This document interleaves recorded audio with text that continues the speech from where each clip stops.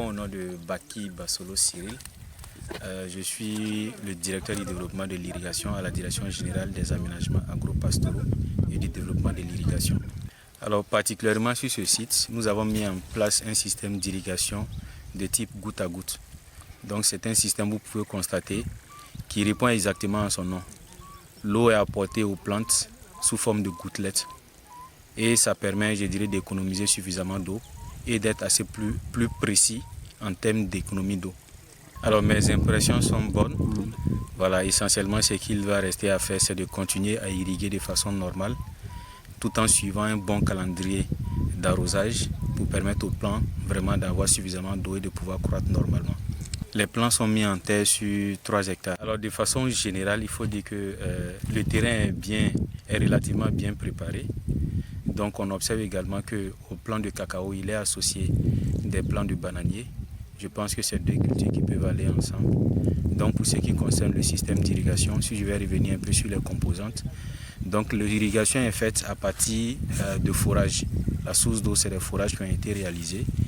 Et à partir de ces forages, l'eau est pompée à partir d'un système de pompage avec une installation solaire.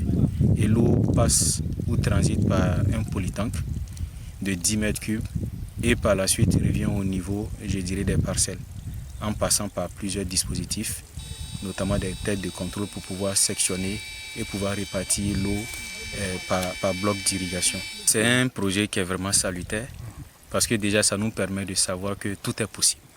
Et effectivement cela est démontré sur toute l'étendue du territoire national. Le cacao pousse un peu partout. Pratiquement plusieurs producteurs en font. Et je pense qu'il fallait, je dirais, cette initiative des plus hautes autorités pour pouvoir déclencher, je dirais, ce vent d'innovation en nous, en tant que premier acteur dans le domaine de l'irrigation, pour qu'on puisse savoir que tout est possible. Les éléments les plus importants, c'est d'avoir de l'eau.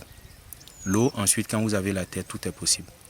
Donc on prend l'exemple de d'autres pays, vous voyez l'Israël, ils n'ont pas la même pluviométrie que nous. Mais à travers la maîtrise des technologies d'irrigation, ils arrivent à vous irriguer plusieurs hectares dans le désert.